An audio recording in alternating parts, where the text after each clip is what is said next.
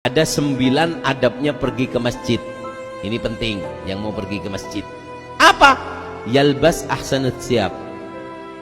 Ahsan siyab, baju yang paling bagus dipakai ke masjid.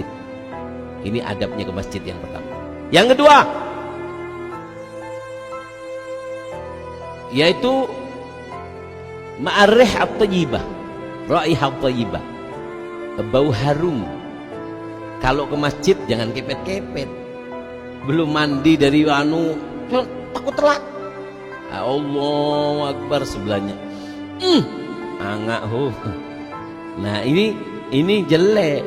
Paham ya? Rasulullah itu suka kepada yang namanya tumaknina.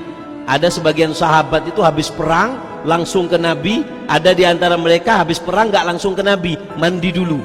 Mandi pakai baju wangi, baru apa? Baru datang ke Nabi. Paham ya? Jadi kalau ke masjid baunya harus harum. Beli minyak wangi khusus ke masjid, yang mahal minyaknya. Kakek beli minyak semulai Bu Hajar Aswad, beli Hajar Aswad, Hajar Jahannam jadi ya. Dipakai satu masjid mau muntah. Haram minyak kayak gitu tuh. Paham ya? Jadi minyak wangi itu bukan namanya, baunya. Yang penting itu baunya. Paham enggak? Jadi kalau ke masjid harus sana. Yang ketiga, yamshi ala gadam. Kalau ke masjid jalan kaki. Kenapa? Orang yang melangkahkan kakinya ke masjid Allah berikan 4 fadilah. 1 langkah ke masjid dapat 4. Apa? Diberi pahala, dihapus dosa, diangkat derajat, diberi 1 pahala sedekah. 1 langkah ke masjid dapat 4.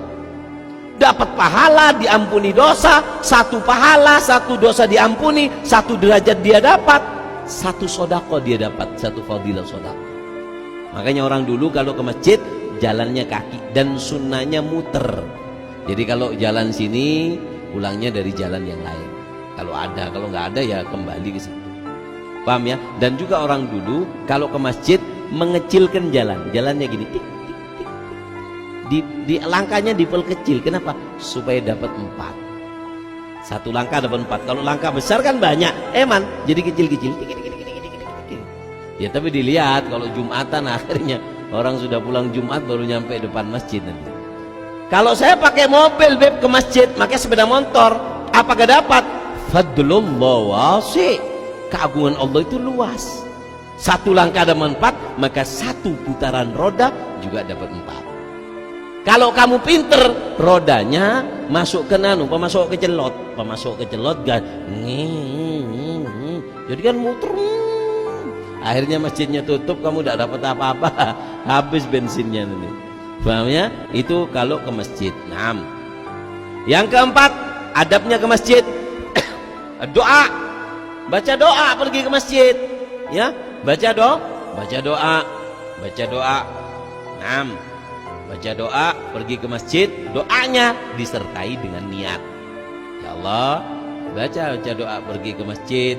Apa doa yang kamu bisa, walaupun bismillah le bismillah. Nanti Allah saya niat pergi ke masjid, doa berserta niat. Yang kelima apa? Yaitu adalah yatba'ul muadzin, ngikuti orang yang azan. Kita jalan ke masjid, kemudian di masjid ada orang azan, maka apa yang diadzankan kita ikuti. Allahu Akbar, Allahu Akbar, Allahu Akbar, Allahu Akbar, diikuti. Dan jangan berbicara di waktu azan. Penyebab mati dalam keadaan su'ul khotimah adalah berbicara ketika waktu azan. Apalagi bermaksiat waktu azan.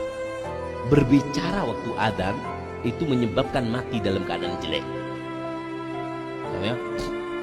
6. Yang ke-6, sholat tahiyatul masjid. Jadi kalau ke masjid nggak usah assalamualaikum, karena itu bukan rumahnya orang. Apa? Penghormatan kita masuk rumahnya orang, ucap salam. Penghormatan kita ke masjid adalah dengan sholat tahiyatul masjid. Nggak nutut beb, kalau masih tahiyatul masjid nggak nutut. Maka apa? Takut ya minimal kalau kamu nggak sholat baca subhanallah alhamdulillah wala ilaha illallah Allahu akbar, langsung itu sebagai ganti daripada sholat tahiyatul masjid. Nah, yang ke-7, niatul i'tikaf. Jangan lupa kalau ke masjid niat i'tikaf. Ya Allah, saya niat i'tikaf selagi saya ada di masjid. Yang ke-8, la tatakallam ad-dunya fil masjid. Jangan pernah berbicara dunia di masjid. Di dalam masjid jangan pernah urusan bisnis, apalagi di dalam masjid buka HP, Facebookan, TikTokan di masjid. Ini kita disunahkan mendoakan jelek.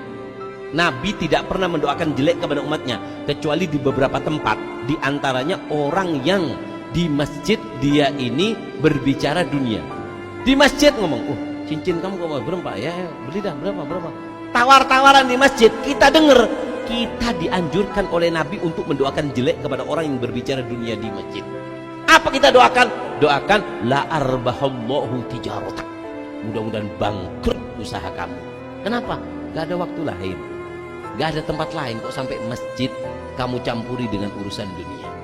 Atau kalau ada orang bernyanyi di masjid nyanyi, ya kan? Di masjid nyanyi, atau di masjid tiktokan, atau di masjid dengarkan MP3, maka apa kata Rasulullah? Maka doakan orang itu dengan doa yang jelek. Apa doanya? Faddallahu faka, terontok giginya kaki. Didoakan untuk giginya rontok. Nggak ngomong dia, Beb, dengarkan musik India. Apa? Terkopok kopeng kaki deh. Kenapa? Karena ini orang nggak pantas, nggak tahu tempat. Al-makan bil makin. Tempat itu tergantung yang nempati. Paham ya? Allahumma shalli ala Muhammad. Yang ke-9, adab daripada masjid, idza arada khuruj, yatrah niyatul auda. Kalau sudah mau keluar dari masjid, niat, ya Allah, saya niat nanti kepingin sholat lagi kembali. Walaupun nanti kamu meninggal dunia, maka kamu dihitung sebagai orang yang kembali ke masjid.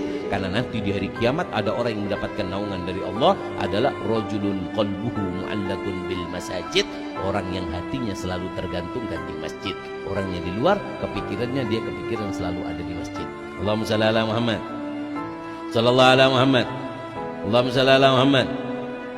Ini Kota Tarim, tempatnya para habaib ini, Habib Ali, Ba'abud, Habib Hussein, Al-Idrus, Habib Hasan, Syekh Bakar bin Salim. Di tempatnya ini terkenal, kotanya ini terkenal